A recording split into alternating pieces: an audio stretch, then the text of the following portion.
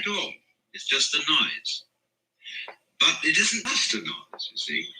The attitude of saying that something is just a noise or just a wiggle is an adult attitude.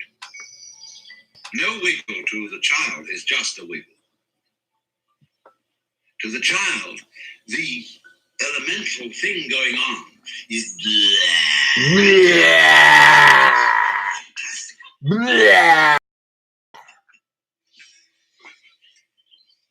Now, do you see why this is what mystics call ineffable? That is to say, you can't really talk about it. When I try to explain what I mean by digging a sound, digging a I sound, suddenly realize that I'm not really saying anything. digging the light. And yet there are states of consciousness States. in which you can listen to sound and Listen. realize that Listen. that is the whole point of being alive. Listen. Just to go with this particular energy manifestation that is happening right at this moment. Right at this moment. The whole Listen. the energy playing Listen. and doing all this. See, like a kaleidoscope, jazzing. You're being weird, Gabriel. So if you watch that, and watch it that way, you will be accused, of course, by those who are guardians of the game of doing something very dangerous. You're going completely crazy. I mean, the number of theological texts I've read which express in one way or another this horror of everything becoming meaningless. Meaningless life. Tale told by an idiot, full of sound and fury, signifying nothing. Those people, you see, have not dared to look at it. Now, there's another way of looking at it, of course, where in states of acute depression, people see it all as meaningless, but not really meaningless. They see it all as a conspiracy of horror.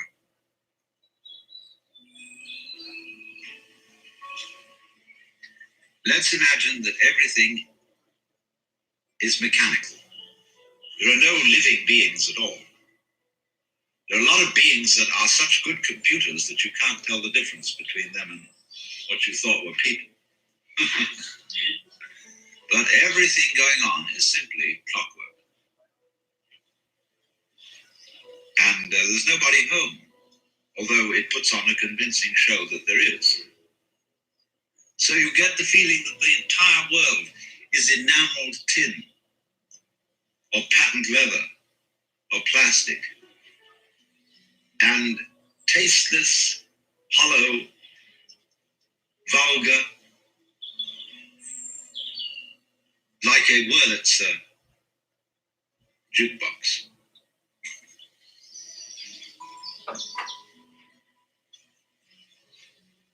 That's a very common feeling of people who get into acute depression. But you'll see there is still here evaluation.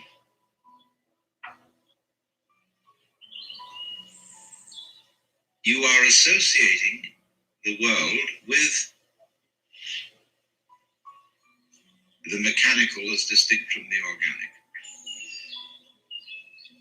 And we have a tendency, you see, to put down the mechanical because obviously a plastic flower, it doesn't have the scent, it doesn't have the soft feeling of a living flower. There will perfume plastic flowers, but you know what it'll do? It'll smell vaguely like soap, and it won't smell like a flower.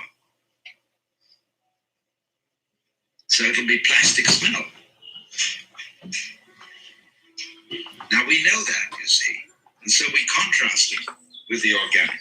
This is a tribute. In what we're doing now, we are getting A to tribute to Alan Watts. It's neither organic nor mechanical. So I'm listening to it. Simply what it is. Even if We you don't again, want we don't to. know the contrast. Just as we don't know Listen the to it. contrast involuntary, we don't know the contrast organic mechanical. Neither. So we get to what the Buddhists call tathata, suchness. Made your bed, based lie on the in word tat, that, That's the same. fundamentally dada. Dada. See? Da, da, da, da, da, Dada. da, da, da. That's what's going on. That's the first thing a kid says. Dada. Well, now this is what happens, you see, in the meditative state. As you are in that, you see everything is da. Da. And you're not saying anymore, well, that doesn't amount to anything. Because you've learned that when people do take you to the place that does amount to something, eventually it all collapses. The price of being taken to the place seriously, you see, where it really does amount to something. This at last is the real thing. The price you pay for that, you see, is the horrors about its opposite. And to the degree that you take that seriously, okay, you pay the price of the horrors. Now that's as a matter of fact all. So I'm not saying that you shouldn't take it seriously. I mean, to be specific, you are tremendously in love with someone. And you plan and plan and plan how possibly you can get this person to return your love. And they do. And this is the great event. This is fantastic. But in the background of your mind is the thought that what if this person should be killed or some terrible thing happen? That always lurks behind the triumph of getting itself, of this intense, gorgeous feeling. Now, if you know that this is in a way an illusion, you can allow yourself to take it quite seriously, but always having a hintergedanke, a reservation, a thought way back. This is the game. And having that, as a matter of fact, you can take it seriously. You can allow yourself to get involved in life to the most ridiculous degree. Because you know it's all right. You know, it's just these vibrations. And so, wowee, let's really get into it. That is why a person who might be enlightened, a bodhisattva, does not always present a kind of detached and indifferent attitude, but is perfectly free to allow emotions, attachments.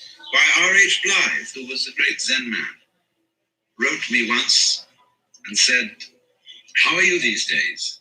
As for me, I have abandoned Satori altogether, and I'm trying to become as deeply attached as I can to as many people and things as possible." Kind of early, but all right. So what I'm pointing out to you is that this basic seeing that it's all da, da, da, Da, da, da. provides a possibility for you to become involved in it much more incautiously than you normally are. To express feeling, to love, to throw yourself at the mercy of the goings on completely, you see? So that this very perception of the illusion makes it possible to live up the illusion. And so if someone, therefore, is always in his attitude to life detached and reserved, it indicates, you see, that there's still a primordial fear of getting involved. And I must say that, you see, I can't understand that very well. I don't understand when people expect that a so-called enlightened person should not need this, that, and the other. It might be beautiful surroundings. It might be the love of the opposite sex. It might be, I don't know what. Of course, you shouldn't need that. In other words, you should scrub everything down to basic. And the end of that is, let's scrub the planet. Let's get all this disease called life off it and have a nice clean rock. I believe in color. I believe in, if you're going to do anything in the way of the illusory dance, let's live it up. Let's really do it. And let's not take ourselves so damn seriously that we have to be scrubbed all the time of any kind of ornamentation or frivolity. Now, hooray. But you see what all this is dependent on? All this is dependent upon being able to get back to the point where it's dot. Now that's what comes in meditation. Now don't misunderstand me if I say practice in meditation. Don't be in a state of expectation, working day after day to improve your meditation. Meditation doesn't like that. You just do it. But it is true that as time goes on, and you are in that state of silence, you will see this quality of the world. Now, the most difficult pains and problems to deal with are those that are monotonous. Whereas you can see the possibility of a kind of ecstatic self-abandonment in a catastrophic agony. What really gets people down are those ones that drag on day after day after day after day, like having to lie with bed sores in a very uncomfortable situation, in traction or something of that kind, or just a perennial difficulty that drips like a water torture every day. Now, this is the kind of situation in which meditation shows its value. That you are increasingly in a state of consciousness where the world is babbling. Every one of us has something, that we say we don't like to do. Then I might get harassed by the helicopter man, accusing me of bullshit. But when you get into the meditation of consciousness, you see that nothing is more important than anything else. A Christian man accusing moi. There is no way of wasting time. No way of wasting time. Because what is time for except to be wasted?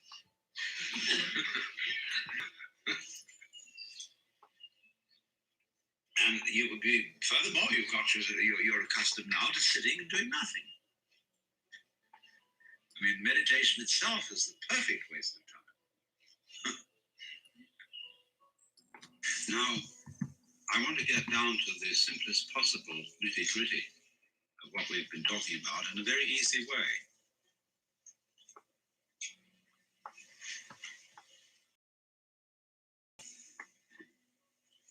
Quite fundamentally, what's all the trouble about?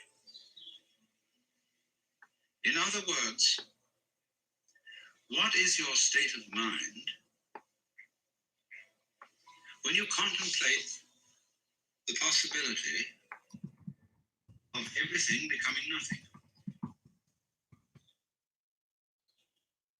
All right, so the universe is a transitory system, like a bubble, like smoke, like foam on the water. And so, how easy? Let's go along with it. Dissolve.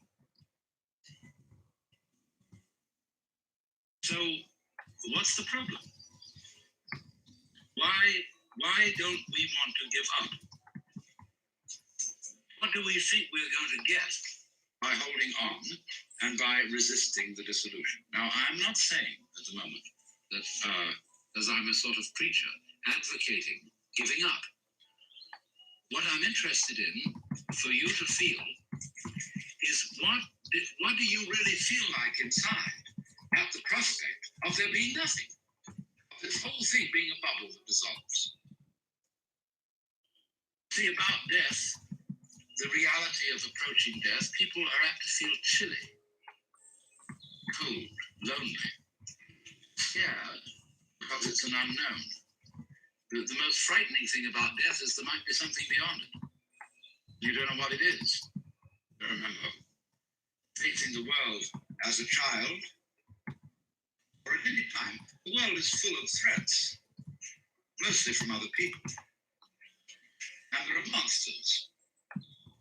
There are all sorts of things which scare you, but beyond every monster is death. Dissolution is the end of it all.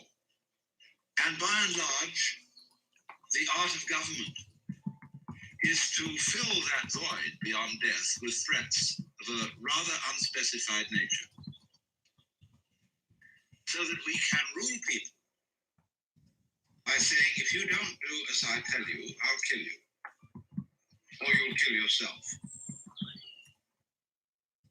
And so long as we can be scared of that, so long as we can be made to think of death as a bad thing, we can be ruled. That is why no government likes mystics. Because if we define the mystic as the person who is no longer scared of death, because the mystic is, in the simplest possible language, the person who understands that you have to have nothing to have something. So, you can't fundamentally scare the mystic with death.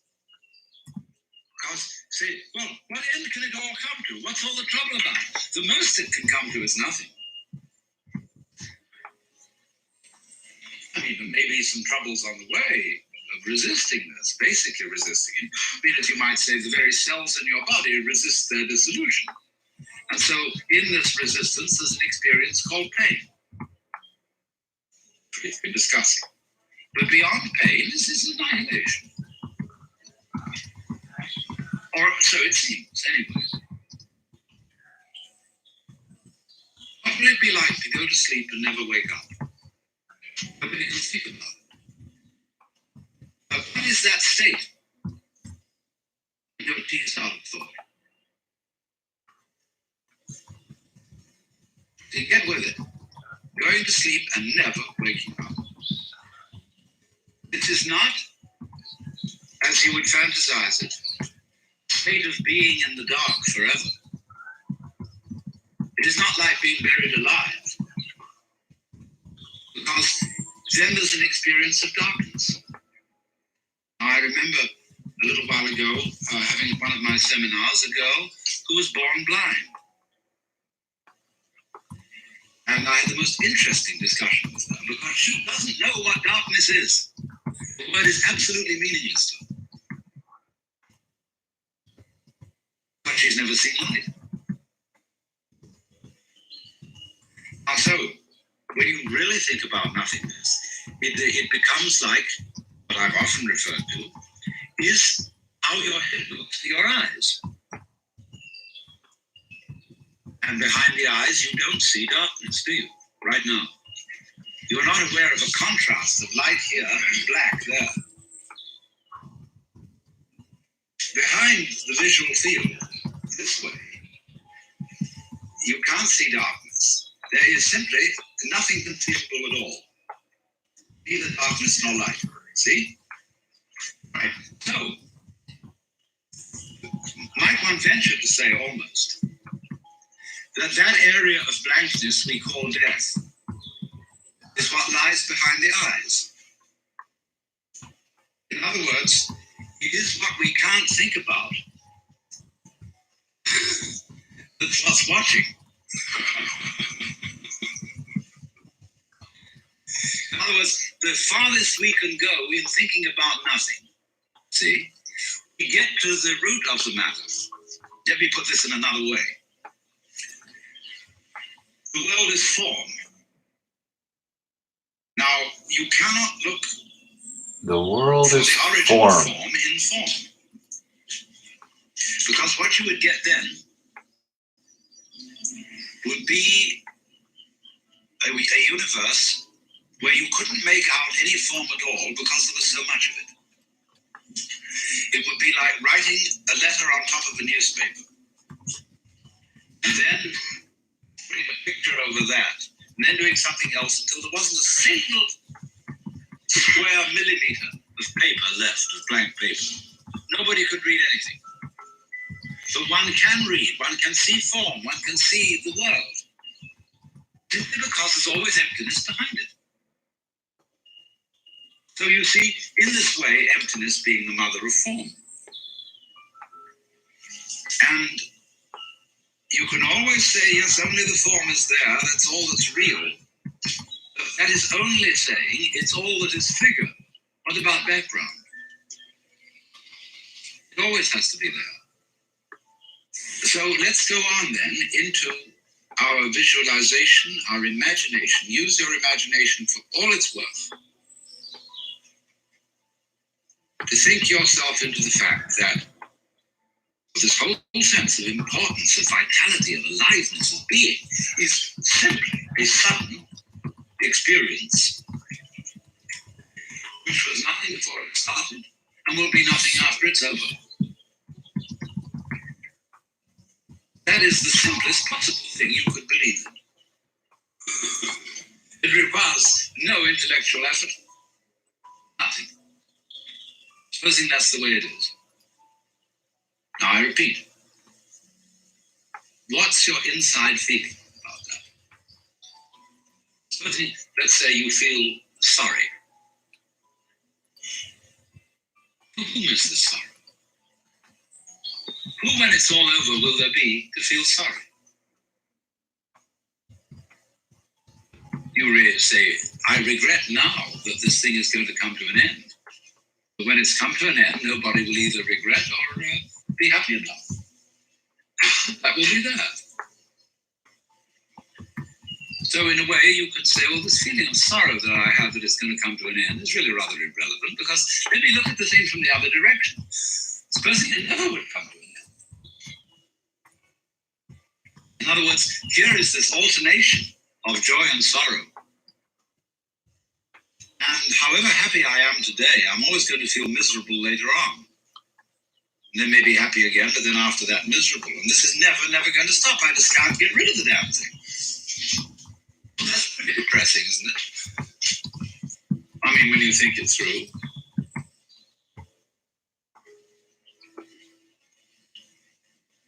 So you say, well, let's make a compromise between these two possibilities. One is that this compromise is, in other words, that it will disappear altogether, but then it'll start again. Because when it starts again, it'll feel like it does now, which is that it never happened before. So you're always in the same place, just like you feel now. That's supposing that the Hindus are right, that the universe lasts for 4,340,000 years, and then it vanishes, and it starts and runs for another 4,300,000 Brother John, Brother John. Ding dang dong. There is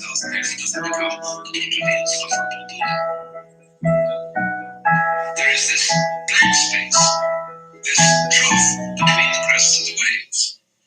You see? Now the Hindus thought about that. And they got tired. And they thought about the possibility of moksha, liberation, or nirvana, from the everlasting cycle of appearing and disappearing. But then when they thought that through, the Buddhists, for example, having really said, now we've got the truth. As the Buddha said after his enlightenment, now I found you out, you who build the house. I'm going to take the house apart. The roof beam is brought down. Desire is the builder of the house. See, I found you. Never again shall you build it. And the Buddhists thought that one over. They asked, they're crazy, we found a way out of samsara, the wheel of birth and death. And somebody one day said, but, isn't that rather selfish? If you get yourself out, what about all the other people? Don't you have any feeling of compassion? Oh, yes, they said, of course. We forgot that, didn't we?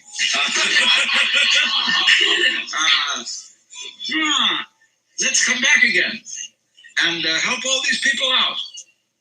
Then they got very sophisticated about it. And they said, look, if nirvana is released from birth and death, then they're opposed. And so nirvana and birth and death go together, and they will have to imply one another. So you're only really released if you see that, if you see that nirvana and birth and death are the same thing. Now I'm going to pull a fast one on you. So every time an incarnation occurs, it feels like this one. See, it might be quite different. We might be reincarnated in another universe as beings of an altogether different shape. See? Not at all like human beings. But because we were used to it, we would feel that that was the human shape. We would say, well, that's natural. Obviously, that's the way things are. So naturally, if you appeared in the form of a spider, you would look around at other spiders and say, well, yes, of course, this is natural shape to be in. This is the human shape. Something that is not us looks at us and thinks we look perfectly terrible. I mean, imagine how you look to a fish. Clumsy, cumbersome, stupid-looking thing. Because the fish is so elegant and graceful and can slide through the water so beautifully. The human beings can't even swim properly. So don't you see that in every world that comes into being or could come into being, it seems just like it seems now. And every species that you could belong to would seem like this one. It would have its up end of what is highly intelligent and its low end of what is not so intelligent. You would be aware of superior forces and inferior forces. Otherwise, you wouldn't have the idea of mastering a situation unless there were situations you couldn't master. Now, we are not aware of species, of beings above us, unless you cultivate those forms of psychic awareness where you think you're in touch with angels or something of that sort. But the things that appear to be above us are great natural processes. Only we think they're rather stupid, only very tough, too strong for us. Earthquakes, the elements, also some little ones. See, the virus is a very troublesome being. Virus. Ooh. And this is happening where now, the isn't it? being really finds himself at his wit's end in dealing with molecular biology. Molecular biology. So, you know, if the monsters, This video is not for children. the minsters will. The insects, you see? But at any rate, whatever level you're on, it always appears to be the same one. Now, we, therefore, naturally, don't we? We feel we're in the middle. We feel, for example, with the telescope, that there is a world greater than us that is infinitely greater. We feel with the microscope there's a world below us that's infinitely smaller, and we seem to stand in the middle. Of course you seem to stand in the middle. Every creature stands in the middle. Because if you stand on a boat in the middle of the ocean and you turn around through an angle of 360 degrees, you'll see the same distance in every direction. That's because you see. And your sensitivity to sight or the intensity of light is the same in every direction. So you're in the middle. You're always in the middle. Where else would you be? In other words, anything that perceives anywhere is always in the middle. Anything that grows anywhere is always in the middle. It's betwixt and between. And the middle always has, therefore, extremes. It has extremes in space. As far west and as far east as you could think. As far on and as far back. And there's always a beginning and there's always an end. Just as there's a left and a right. Or a top and a bottom.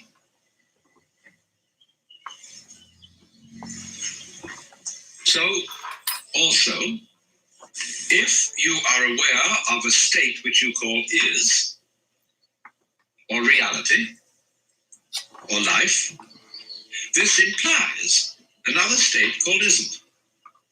Is. Or Isn't. or unreality, or nothingness, death. There it is. You can't know one without the other. And so as to make life poignant, it's always going to come to an end. Hopefully this is not copyright. That is exactly, don't you see, what makes it lively. Liveliness is change, is motion. And motion is going like this. See, going to fall out and be gone.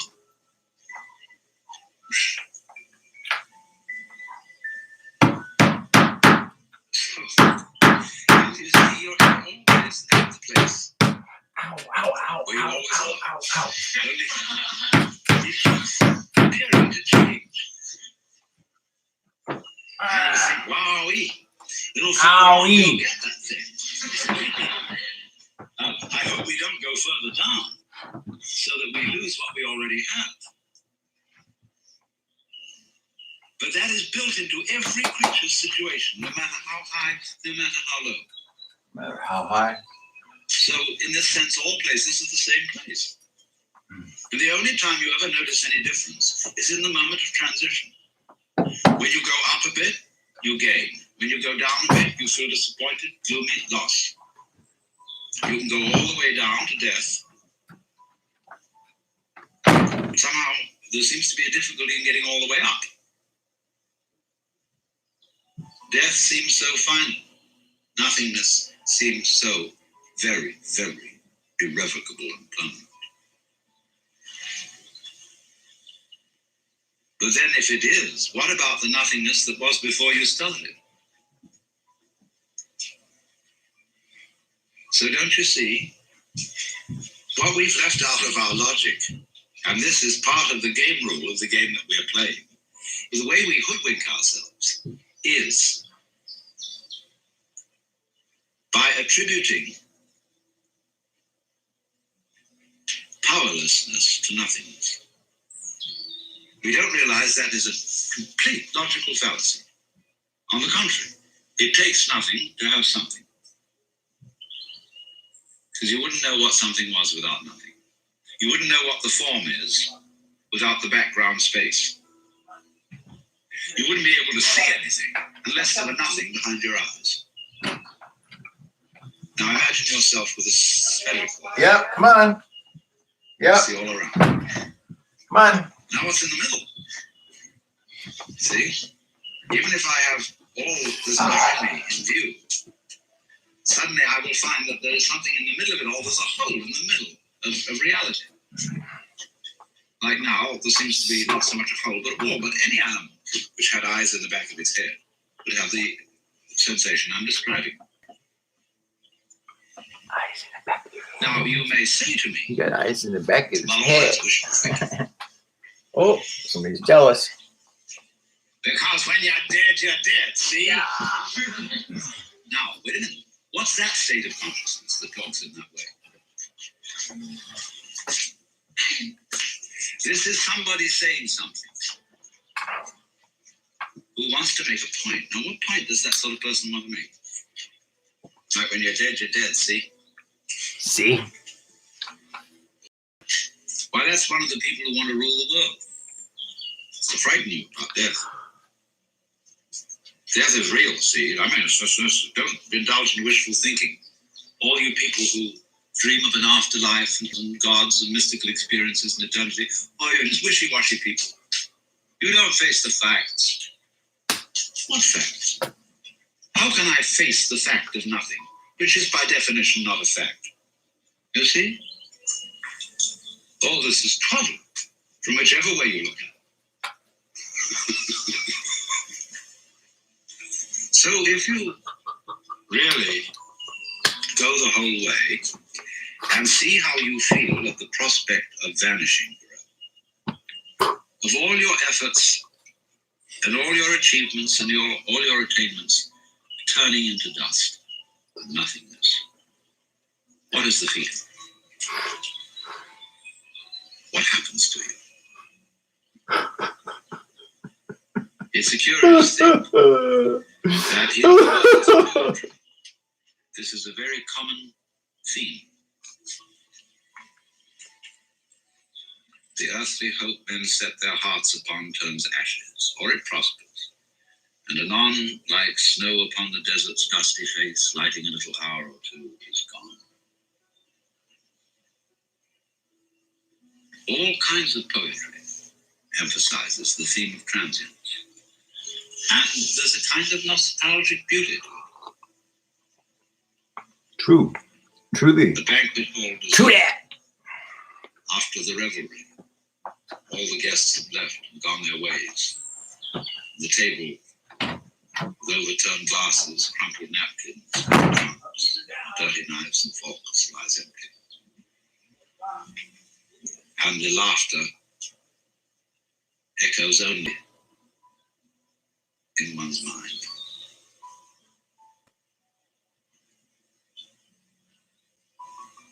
And then the echoes, the memory, the traces are all gone. That's the end, you see. Do you see, in a way, how that is saying the most real state is the state of nothing? That's what it's going to all come to. With these physicists who think of the energy of the universe running down, dissipating in radiation, gradually, until there's nothing at all left. And for some reason or other, we're supposed to find this depressing. But if somebody is going to argue that the basic reality is nothingness, where does all this come from? Obviously from nothingness. Once again, you get how it looks behind your eyes, see? So cheer up, you see. This is what is meant in Buddhist philosophy by saying we are all basically nothing. When the sixth patriarch says the essence of your mind, that's how it is behind your eyes, is intrinsically pure. The pure doesn't mean a non-dirty story state of mind, as it is apt to mean in the word Puritan. Pure means clear, void. So you know the story when the sixth patriarch was given his office as successor. Because he was truly enlightened, there was a poetry contest. And the losing one wrote the idea that the mind, the consciousness, was like a mirror, which had to be polished. And constantly, I have to polish my mirror. I have to purify my mind, see? So that I'm detached and calm and clear-headed, Buddha. But the one who won the contest said, there is no mirror.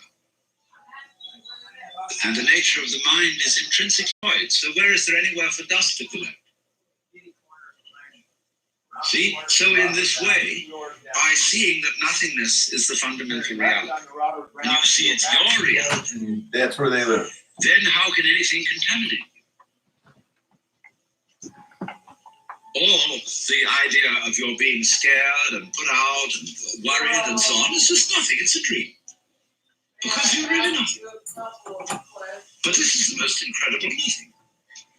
And the sixth patriarch, likewise, went on to contrast emptiness of indifference, which is sort of blank emptiness. See?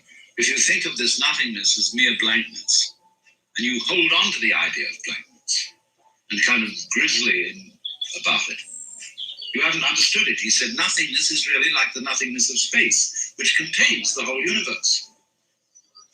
All the sun, moon, and stars, and the mountains and rivers, and the good men and the bad men, and the animals and the insects, the whole bit, all are contained in void. So out of this void comes everything, and you are it. What else could you be? So what I'm showing you is that all this hocus pocus about the fear of nothingness is that, truly speaking, nothingness is what we want to talk about when we talk about the spiritual. Only it's all been ignored. It's all been put down.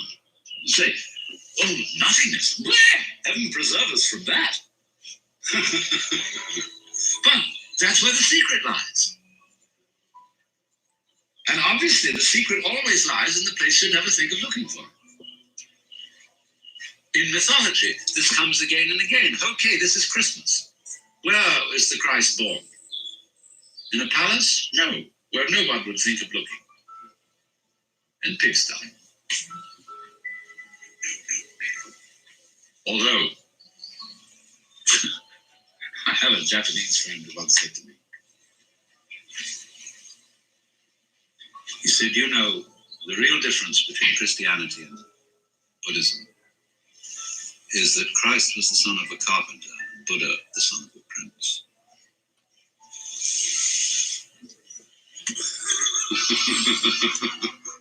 I thought that was rather funny. Well, we don't know who the prince is without the carpenter, do we?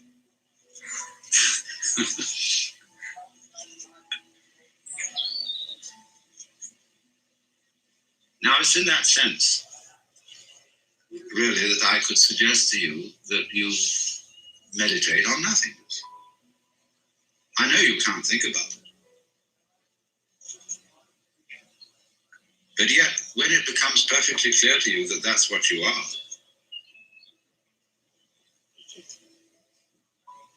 and what you were before you were born,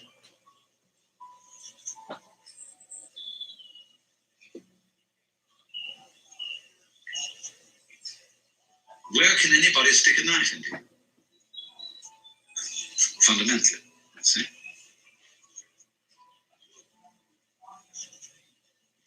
All right. Get it, because this is really the secret of the whole thing. If you see that, now we want to go on and be able to answer all the people who will come and bug us about it. Because whether you say anything about it to other people or not, people are going to bug you about this. And say, oh, no. You really are something. No, you'll know it. Oh, wowee. You know, the life isn't the way you think. Oh, no. It's going to be awful. See? It'll be real. Ooh.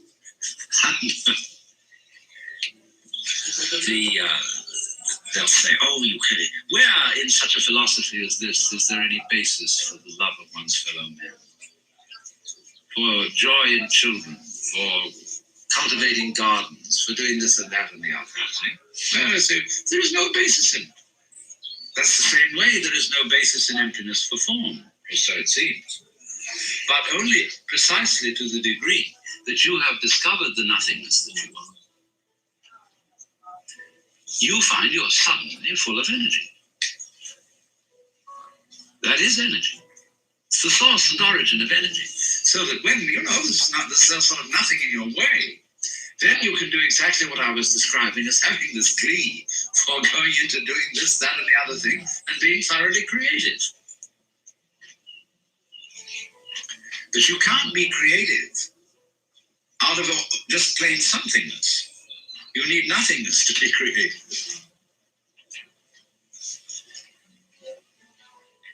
And that's what we are.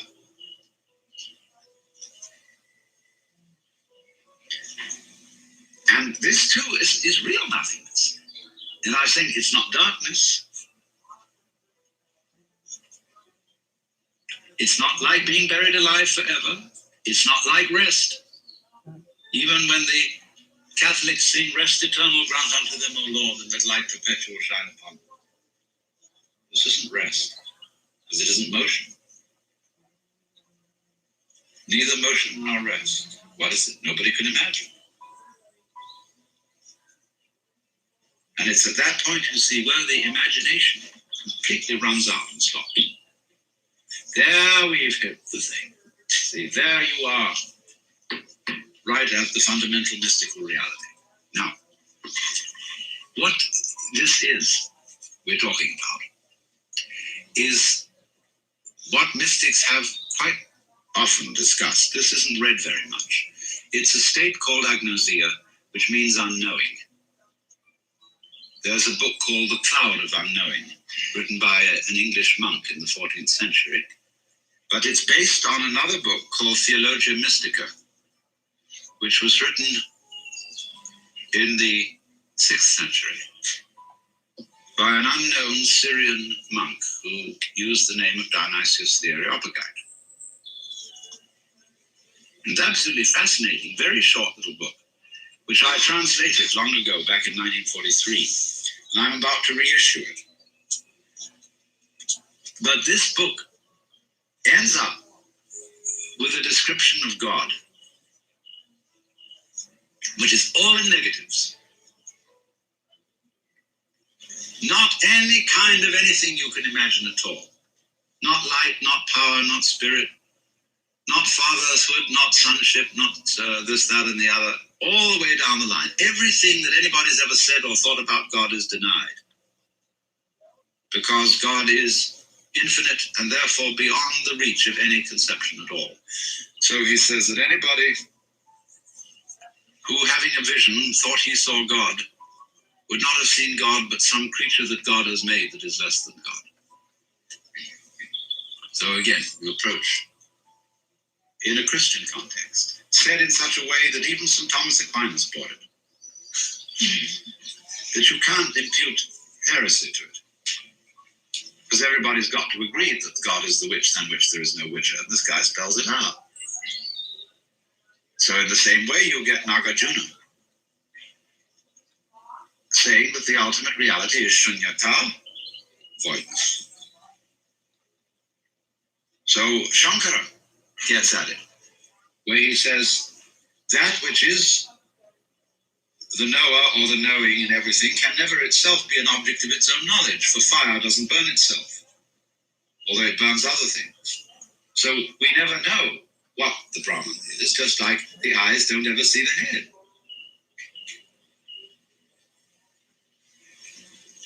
If you put something there, you are stopping short of nothing, and you don't get the whole benefit of it, that's all. If you insist that there is something there, that there is the loving Father at the end of the line, or the paradise garden, you are really cheating yourself. Because it's only when you have thorough emptiness and real downright nothingness at the end of the line that you get the full impact. No holds. Look, Mama, no hands. See?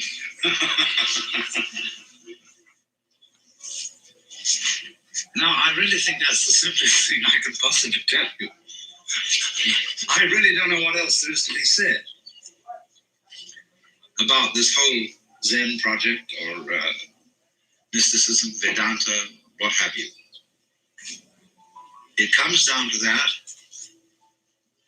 and there are infinitely many ways of evading. But what I'm trying to point out to you, you see, is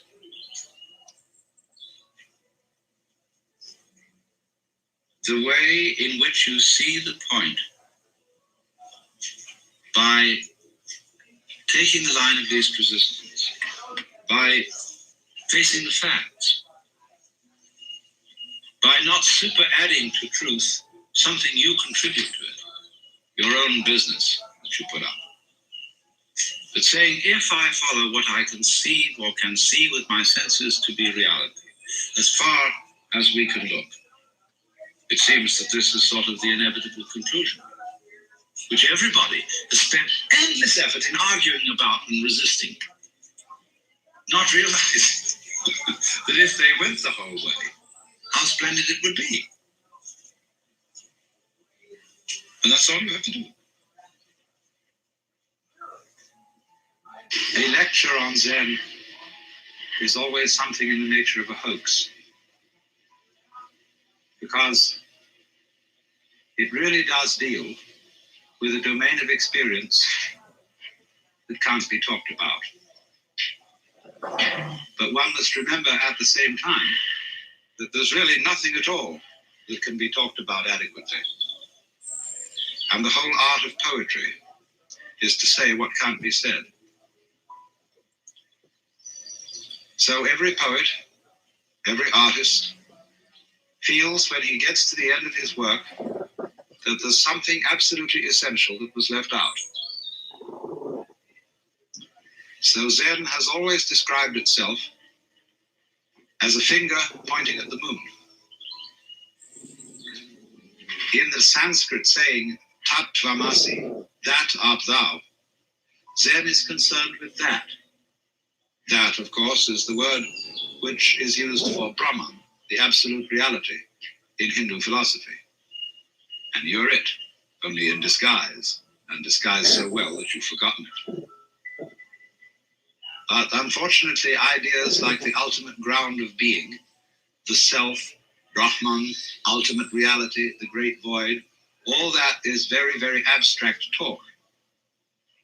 And Zen is concerned with a much more direct way of coming to an understanding of that, or thatness, as it's called, tathata in Sanskrit. So Zen has been summed up in 4 statements. A direct transmission outside scriptures and apart from tradition. No dependence on words and letters. Direct pointing to the human mind. And seeing into one's own nature and becoming Buddha. That is, becoming enlightened, awakened from the normal hypnosis under which almost all of us go round like somnambules. It's extraordinary how much interest has existed in Zen in the United States, especially in the years since the war with Japan. And naturally, I've often meditated on the reasons for this interest.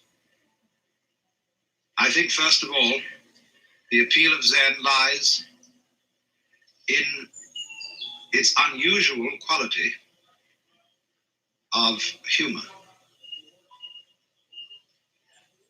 Religions aren't, as a rule, humorous in any way.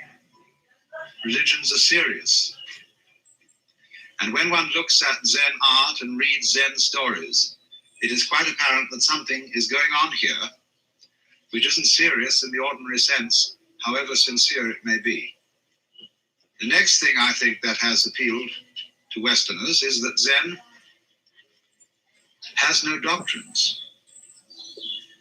There is nothing you have to believe, and it doesn't moralize at you very much. It's not particularly concerned with morals at all. It's a field of inquiry, rather like physics. And you don't expect a physicist to discuss authoritatively about morals, even though as a human being, he has moral interests and problems. But as a physicist, he is not a moral authority.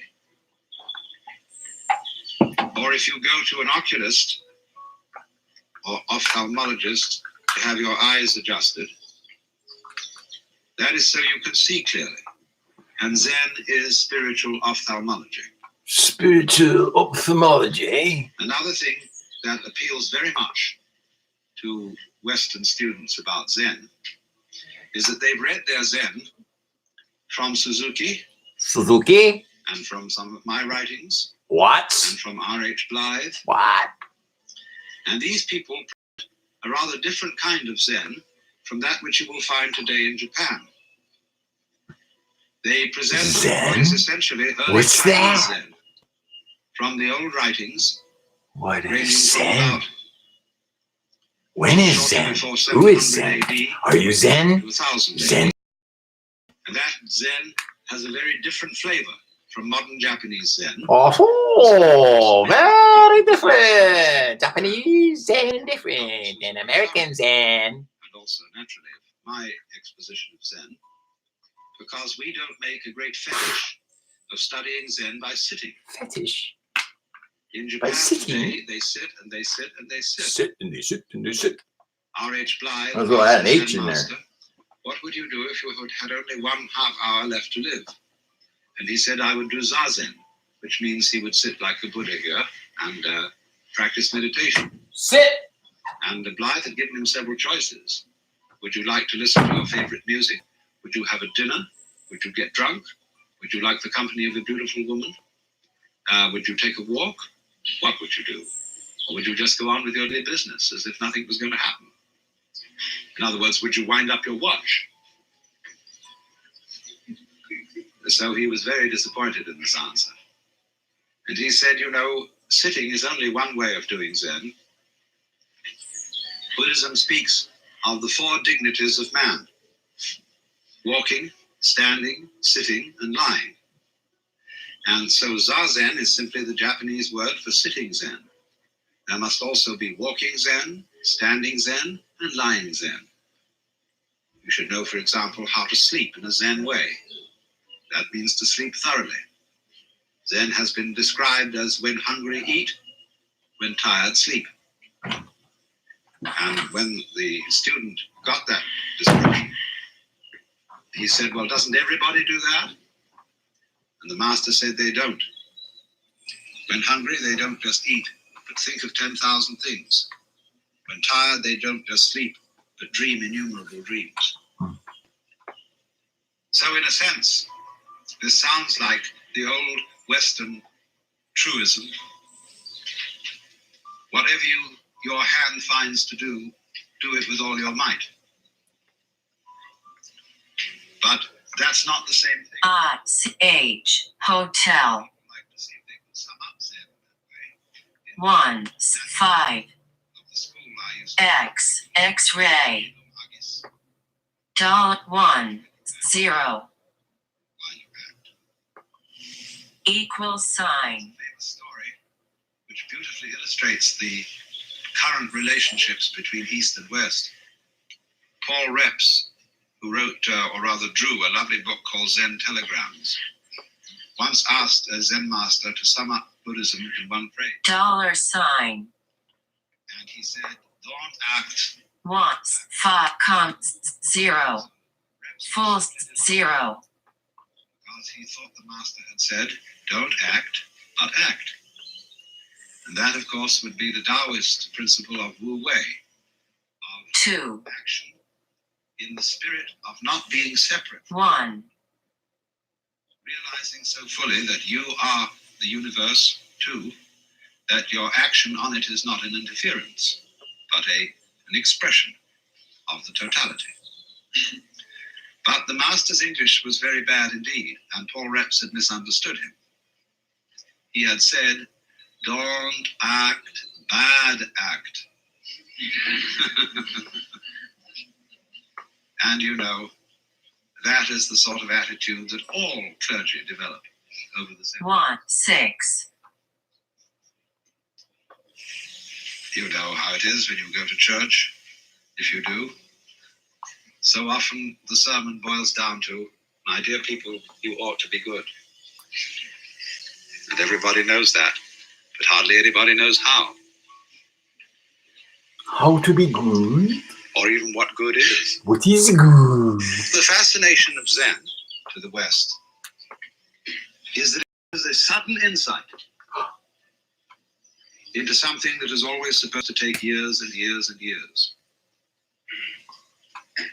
The psychoanalysts, if you're mixed up, they tell you the troubles you've got yourself into over all these years can't be undone in a day. And therefore, it will take many, many sessions, maybe twice a week for several years for you to get straightened out. The Christians say that if you embark on a path of spiritual discipline, you get yourself a spiritual director and submit yourself to the will of God, but you may not get into the high states of contemplative prayer for very many years. The Hindus, the Vedanta Society people, the Buddhists also say will require many long years of meditation, very hard concentration, very difficult practice, and stern discipline. And then maybe you will make enough progress in this life to become a monk in your next life. And then you'll make enough progress to enter some of the preliminary stages leading to Buddhahood. But it's not likely to take you many, many incarnations. I am the Budapest. I will bug you till you are But enlightened, when my this friends. artist Hasegawa was asked, how does one see into Zen? He said, it may take you 3 seconds. It may take you 30 years. I mean that. And so you see, there is always the possibility that it may take only 3 seconds. Zen literature abounds with stories, you see, in which there's a dialogue, or what is called in Japanese mondo, which means question-answer, between a Zen teacher and these dialogues are fascinatingly incomprehensible. But it always seems to be that at the end of this swift interchange, the student gets the point. Sometimes he doesn't. I gave a book of these dialogues once to a friend of mine who was deeply interested in Eastern philosophy. He said, I haven't understood a word of it, but it's cheered me up enormously.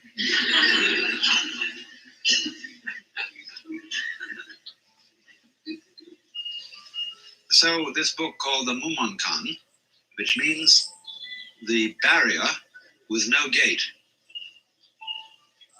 or the gateless gate,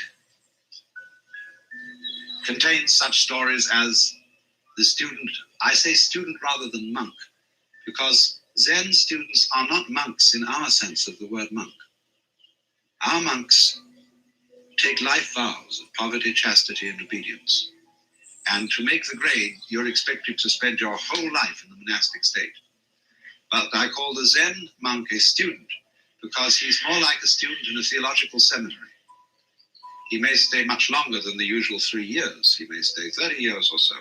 But it's always possible for him to leave with dignity and to graduate and to go into lay life or become a regular priest who keeps charge of a temple, can get married and have a family. And only very few graduates of a Zen monastery become Roshi. That Roshi means simply old teacher. That is the man in charge of the spiritual development of the students. So one of these students in the book says to the master Joshu, I have been here in this monastery for some time and I've had no instruction from you. The master said, have you had breakfast? Yes. Then go wash your bowl. And the monk was awakened. Now you may think that the moral of this story is do the work that's nearest, though it's dull at whiles, helping when you meet them, lame dogs over stiles. Right. Hold on. Hold that thought. The bowl might be a symbol of the great void, the all-containing universe. And probably the monk had washed it already because they immediately after eating in Japan and China, in a monastery, they would take tea and pour it into the bowl and swirl it around, wash it and wipe it out. So maybe he had already washed the bowl. And in that case, you might think that the master was saying, don't gild the lily. Don't, to use a real nice Zen phrase, don't put legs on a snake or a beard on a eunuch. No, the point of that story is so clear that that's what's difficult about it. Don't gild the lily. Resemble jokes in this sense. A joke is told to make you laugh. When you get the point of a joke, you laugh spontaneously. But if the point has to be explained to you, you don't laugh so well. You force a laugh. There is some kind of subtle impact between the punchline and the laugh. So in exactly the same way with these stories, there is expected to be something else than laughter, which is sudden insight into the nature of being. Nature of being, that sounds very abstract. But it was go wash your bowl.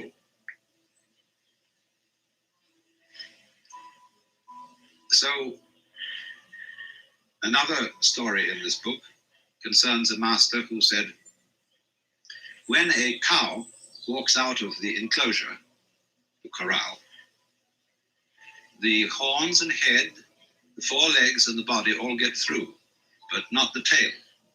How is it that the tail can't get through? And nobody could answer this. Another story tells of a certain master called Baijan, who was so good that he had hundreds of students, and they couldn't all be housed in one monastery. So he had to find one of the students who could also be a master. And so he arranged a test. He put down a pitcher in front of them all and said, without making an assertion or without making a denial, tell me, what is this? And the senior monk said it couldn't be called a piece of wood. And the teacher didn't accept this answer. But the monastery cook came forward and kicked the pitcher over and walked away. And he got the job. And the commentator remarks, maybe he wasn't so smart after all, for he gave up an easy job for a difficult one.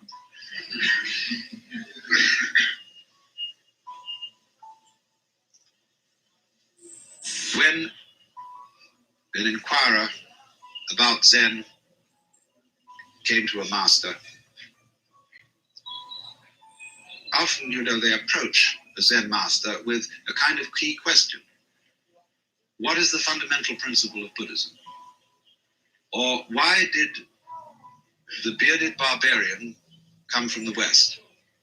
Because Zen is supposed to have been brought into China by a Hindu named Bodhidharma. Bodhidharma is always represented as having a huge bushy beard and very fierce eyes. Now, Bodhidharma always insisted that he had nothing to teach. And so, why did he come? That's one of the fundamental questions. You might say to me, I've often said when I'm giving a lecture, I'm not trying to improve you. I'm not trying to persuade you to a certain point of view. That is to say, like a preacher would convert somebody. In fact, I have nothing to tell you at all. Because were I to presume that I had something to tell you, I would be like a person who picked your pocket and sold you your own watch. So you might say, then why do I talk? You might ask the sky, why are you blue? The clouds, why do you float around? Birds, why do you sing? And we've been busy trying to invent explanations for all this. And so there's this great Zen saying. One of the old masters said, when I was a young man and knew nothing of Buddhism, mountains were mountains and waters were waters. But when I began to understand a little Buddhism, mountains were no longer mountains, and waters no longer waters. In other words, when one starts scientific and philosophical inquiries, everything gets explained away in terms of its causes or other things that go with it. Or one sees that all the things in the world, what we think are separate things, are as things illusions. There is nothing separate. So, but he said at the end, but when I had thoroughly understood, mountains were mountains, and waters are waters. So, this is what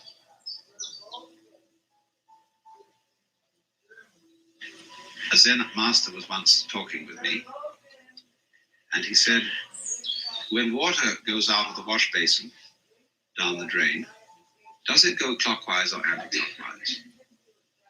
And this was all phrased in the middle of a very ordinary conversation. And, it just seemed like a speculative question. And I said, it might go either.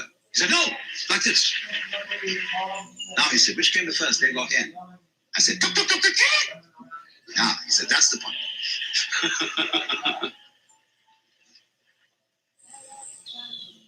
Now, it is saying too much, I warn you, to say that Zen is trying to point to the physical universe so that you can look at it without forming ideas about it.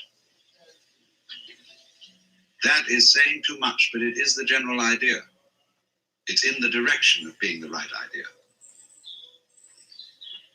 Zen people speak of the virtue of what they call mushin, which means no mind, or munen, no thought.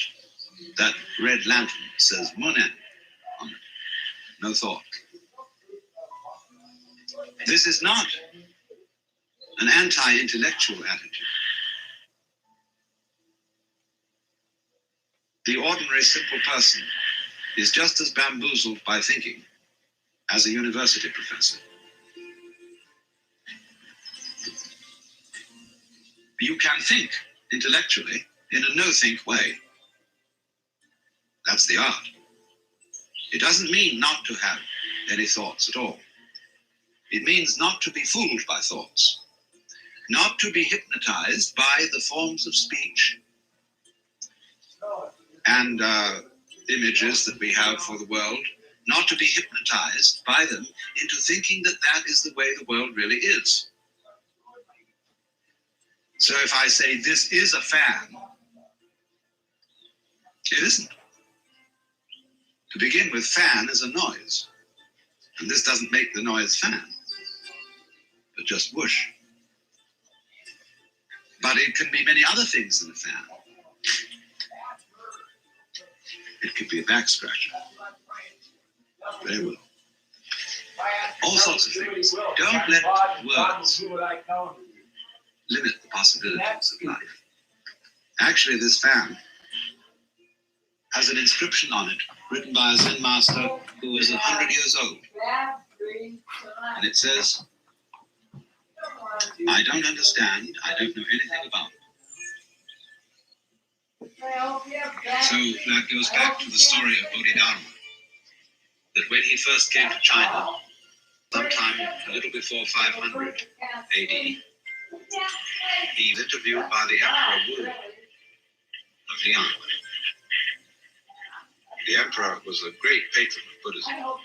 He said, we have caused many monasteries to be built, monks and nuns to be ordained, and the scriptures to be translated into Chinese. What is the merit of this? 6. Well, that really set the emperor back, because and Ma and Willie and Opa, they were in the French concentration camp. Oh, the dear straw sack. Because we had to work, it made you work good, something. And the straw sack was simply, that's what it was. Hay and, straw sack, probably living over that. I don't know. Got it? Got it.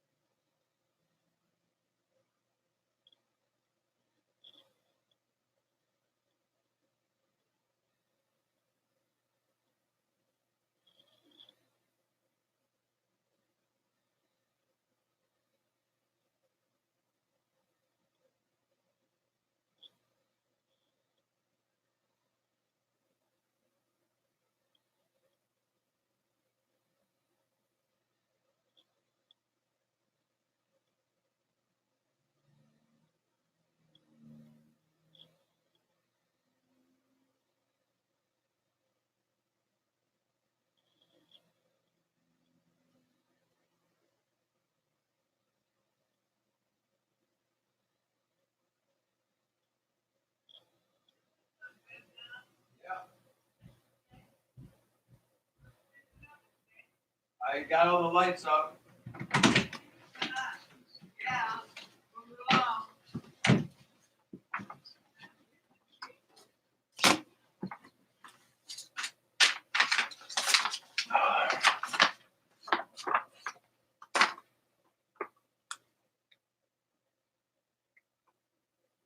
Third was Sosan, who wrote the Shinjin Mei, which is the most marvelous little summary of Buddhism in verse. And so on till they came to Eno, the sixth patriarch. You know perhaps more familiarly his Chinese name, Huineng. He died in 715 AD. He's the real founder of Chinese Zen, the man who synthesized the whole thing, and was at least his collected discourses are contained in what is called the Platform Sutra. And any student of Zen should read the Platform Sutra. But Eno really fused Zen with the Chinese way of doing things. And he emphasized very thoroughly, do not think you are going to attain Buddhahood by sitting down all day and keeping your mind blank. Because a lot of those students who practice dhyana, which is the Sanskrit for Chan, which is the Chinese for Zen, which is in turn Japanese, means meditation, or contemplation perhaps would be a better translation in English.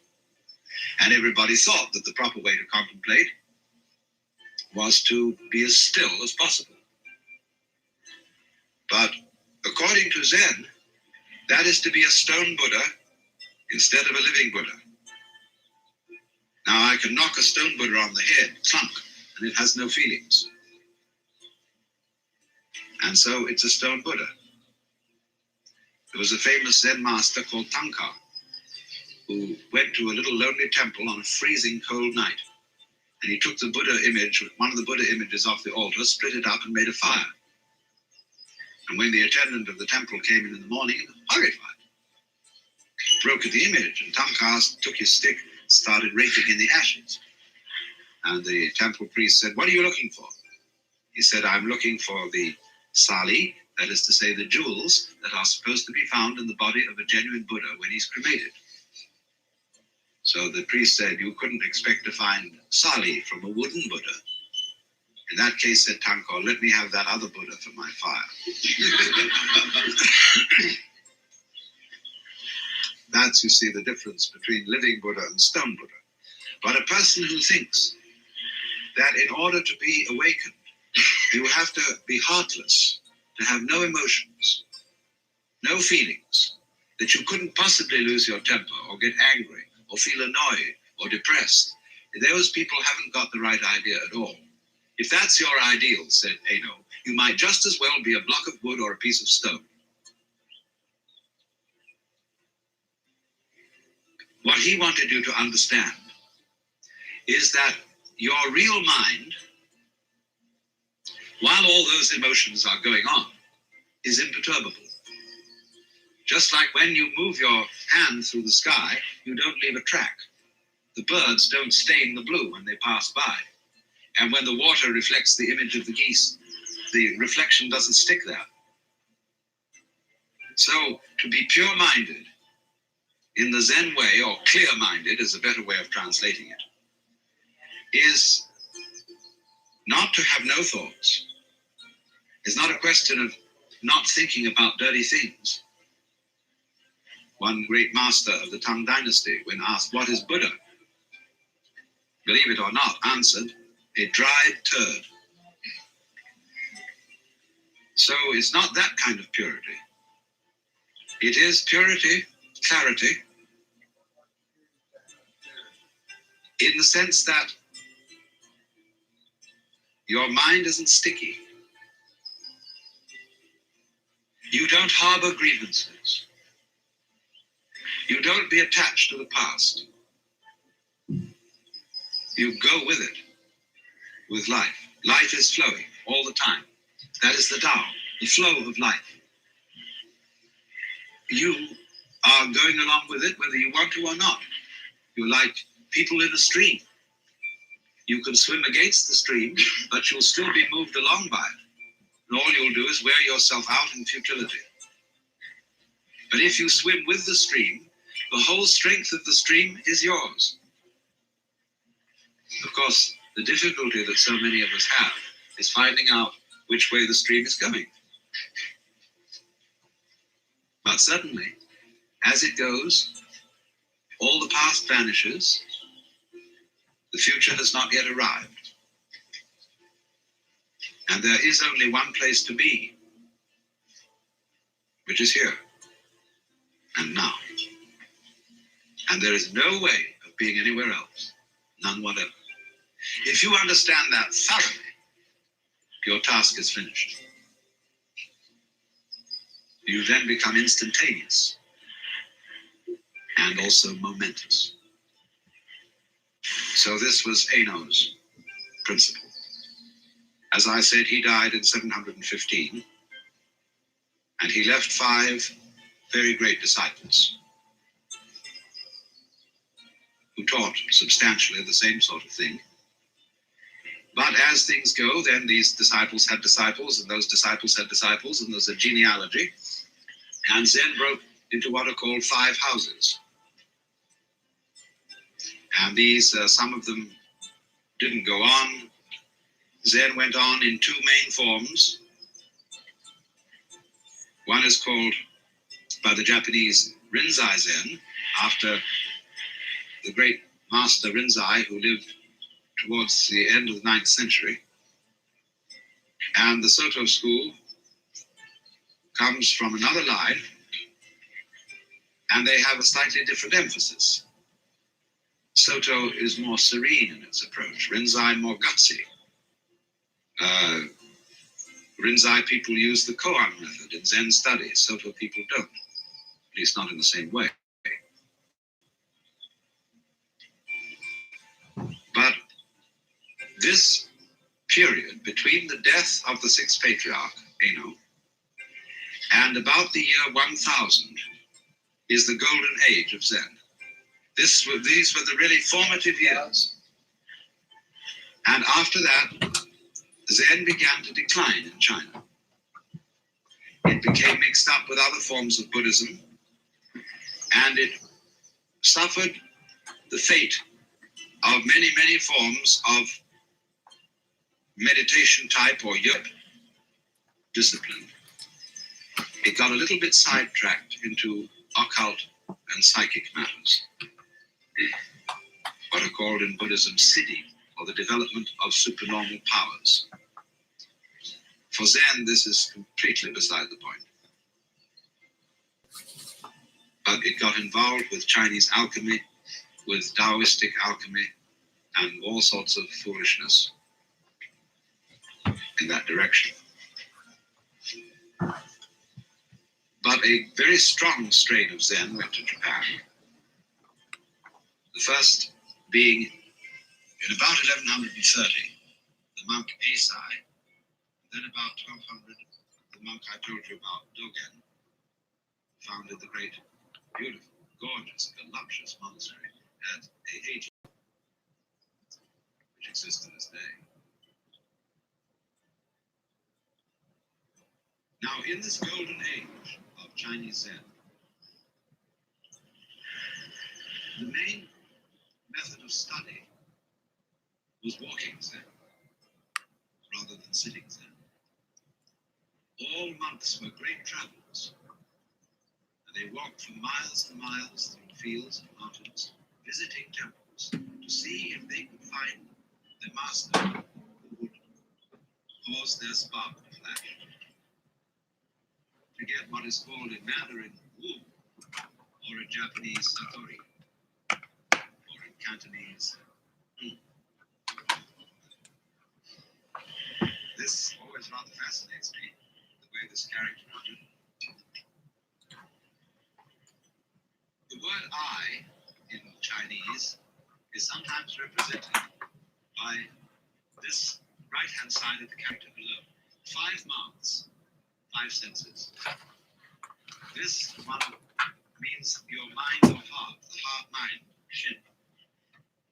we say something very surprising happened, my heart came into my mouth. Here it comes into all five. So this What? character means awakening. It's the same in a way as it's always rather fascinates me, the way this character is written. The word I in Chinese is sometimes represented by this right-hand side of the character alone. 5 mouths, 5 senses. This one means your mind or heart, the heart-mind, shin. Now when we say something very surprising happened, my heart came into my mouth. Here it comes into all 5.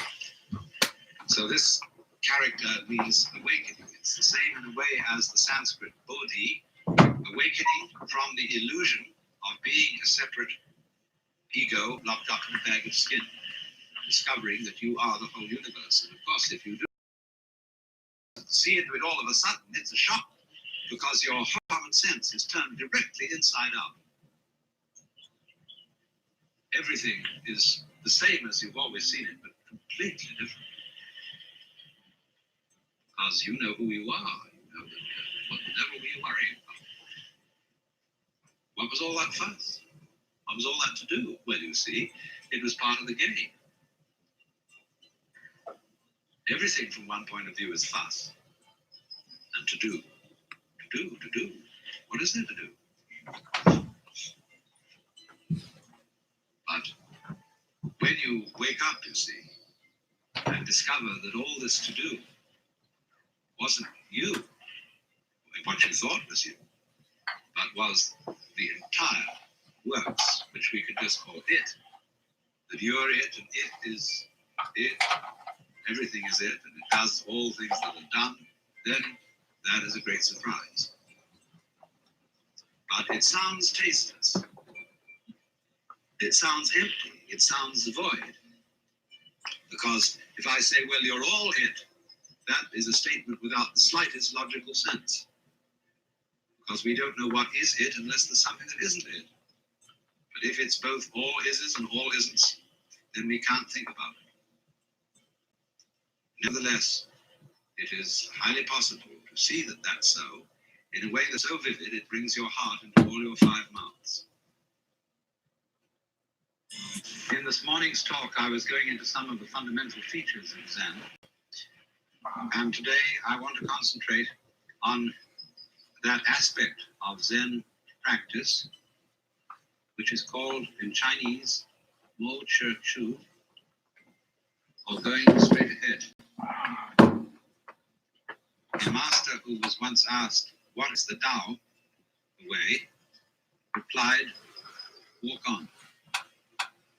Actually, go. As we say, go man, go. Go, go.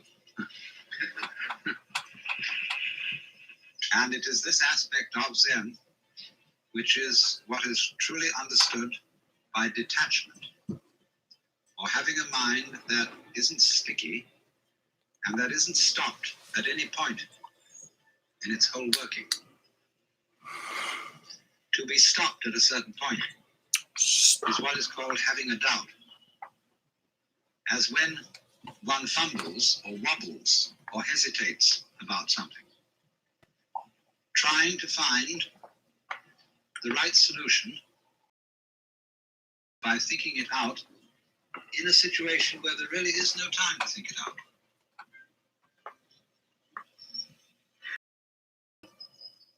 A Zen teacher 7. expects an immediate answer, as it were, without thought or premeditation. They speak in Zen, they use a phrase to have a mind of no deliberation.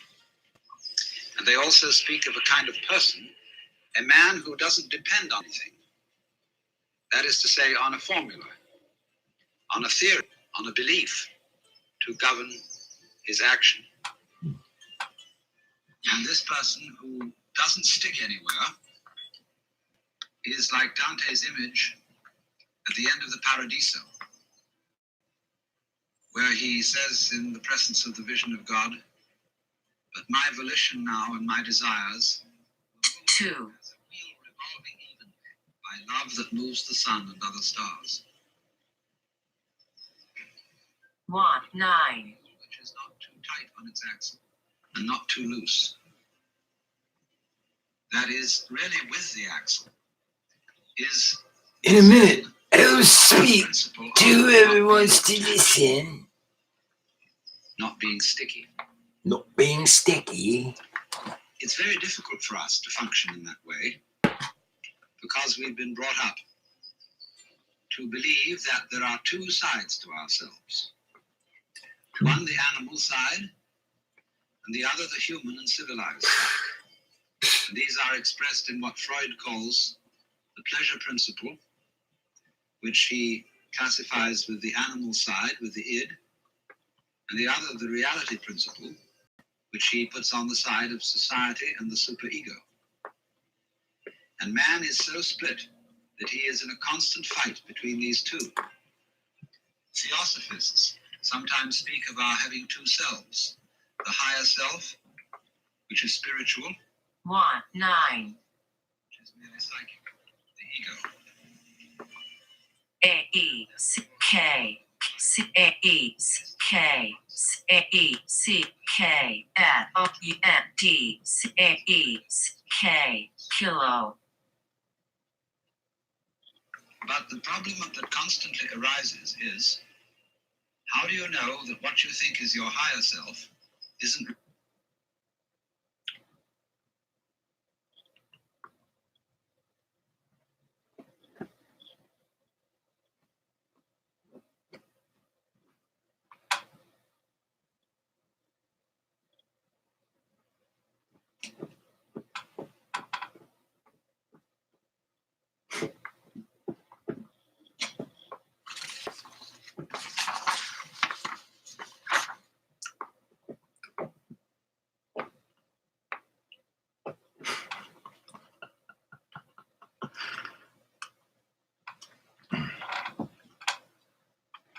Check. My sound. Come on, hear any sound, eh? Okay, how about now?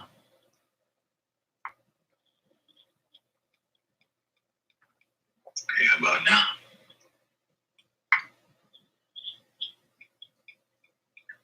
Okay, how about now? It's gonna tweet. Tweet. It's gonna tweet.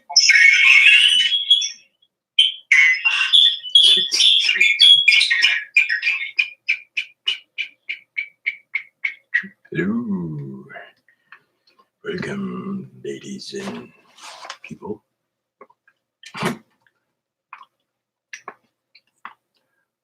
What? Oh.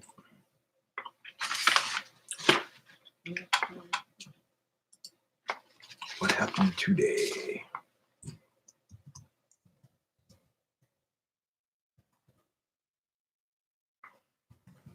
I'll close my door. Is that okay? I'll close my door. Okay. Yeah, I'll close my door because your door is loud. I need to get a You studio. have to listen to some guy talking all night. Helen Moss, oh yeah. Fine. I don't feel like listening to him. All night, okay?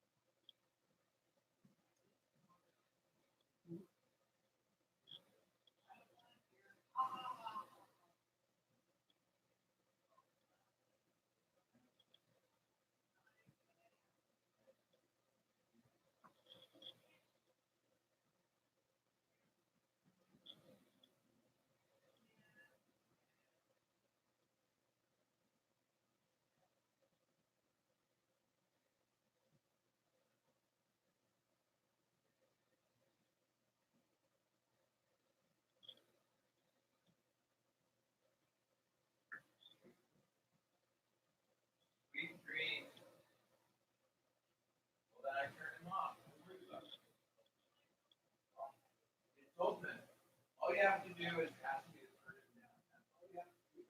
It'll fit the sheet. You ought to know by now how far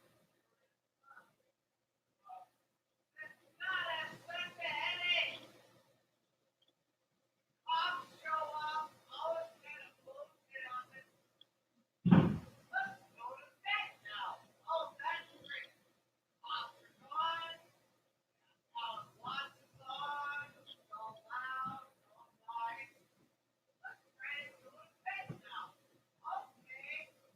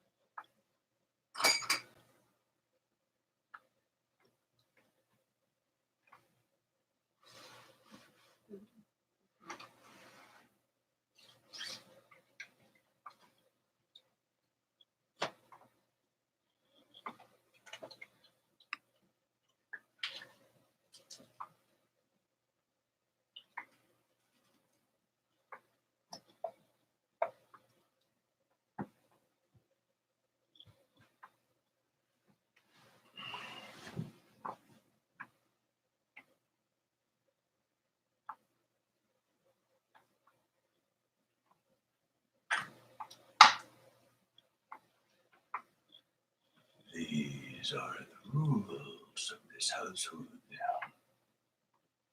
Be nice. Be kind. Be necessary. Be loving. Be calm. I have a hard time with that.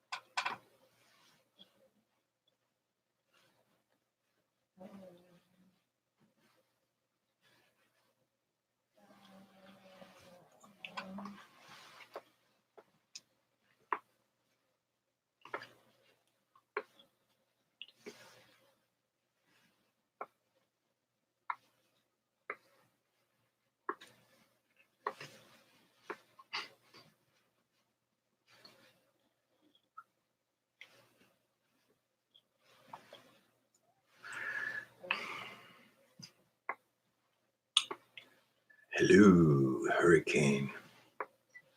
Blow hard.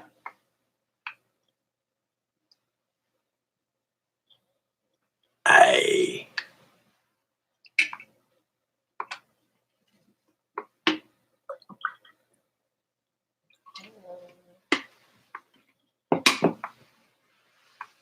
Maybe I'm just like my mother. She's never satisfied.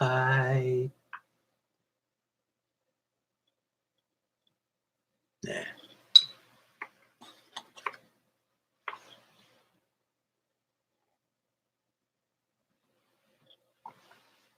Cheers, mate.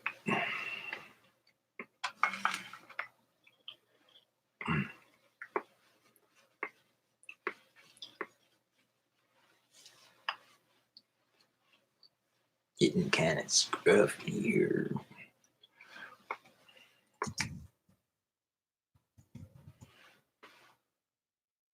Question mark.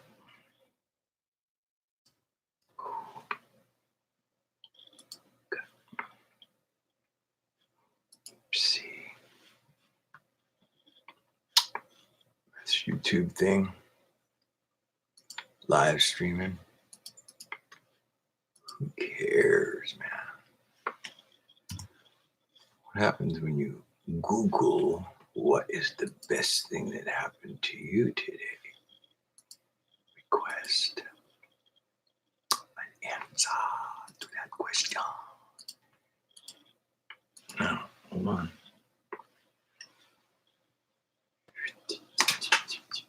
Oh, man. Sound check. Check.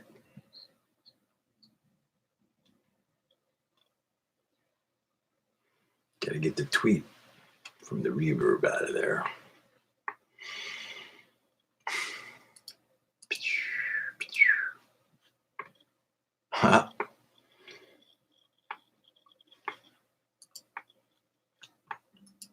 What happened to you today?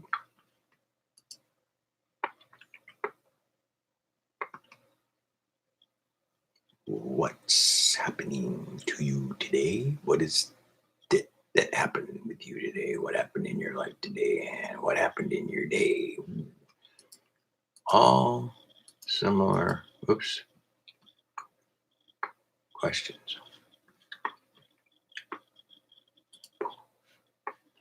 Here's 5 similar questions. What happened to you today? What's happening to you today? What is happening with you today? What happened in your life today? And what happened in your day? That's 5 questions.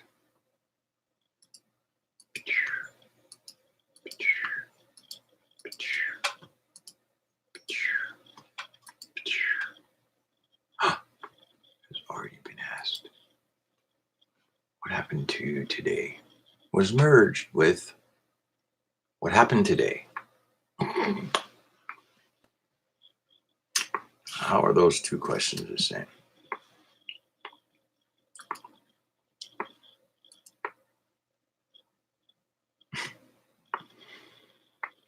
It's such a people don't understand the English language very well. I won't drink to that.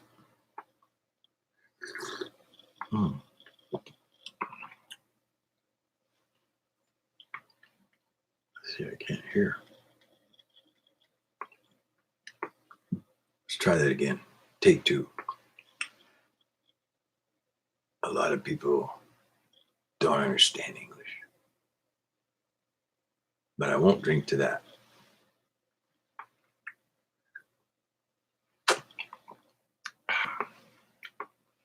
So who do you know that drinks coffee all day? And beer all night? Hurricane Blowhard. Cheers.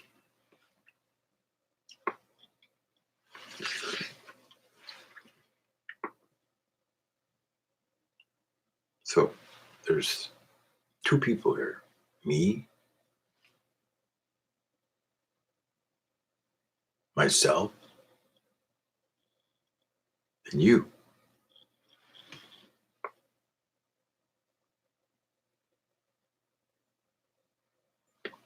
So there's 3 universes.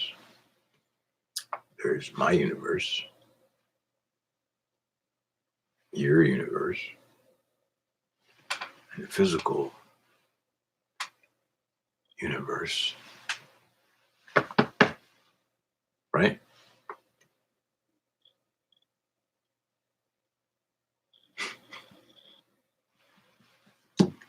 I like the delay on this.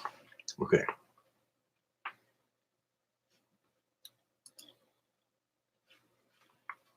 Hurricane left. Question.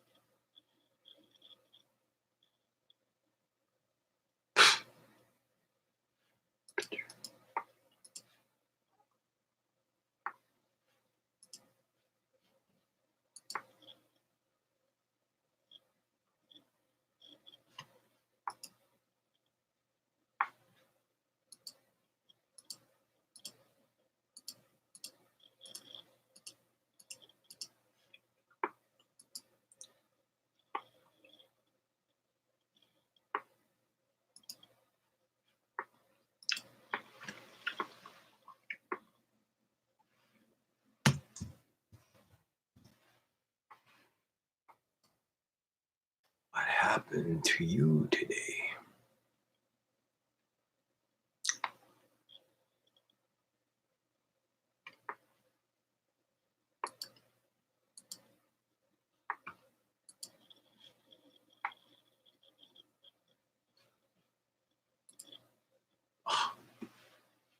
come and go.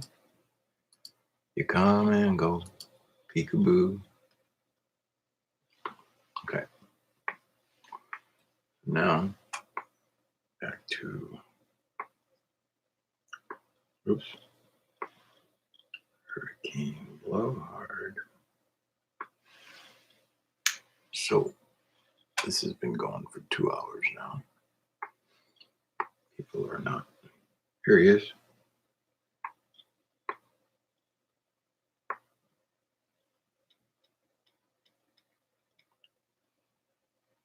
What is true?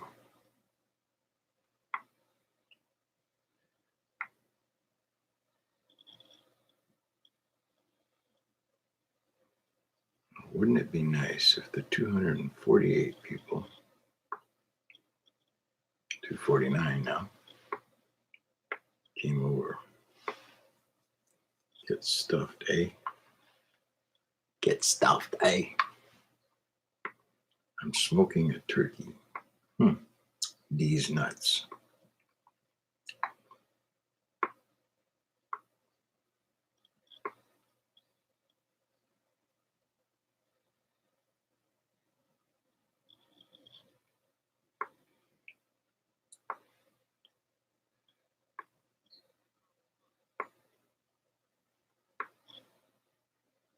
So I've been putting these numbers.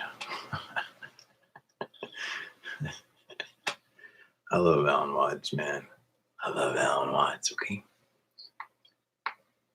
251. To touch the ceiling without getting up from one's chair. To take Mount Fuji out of a pillbox.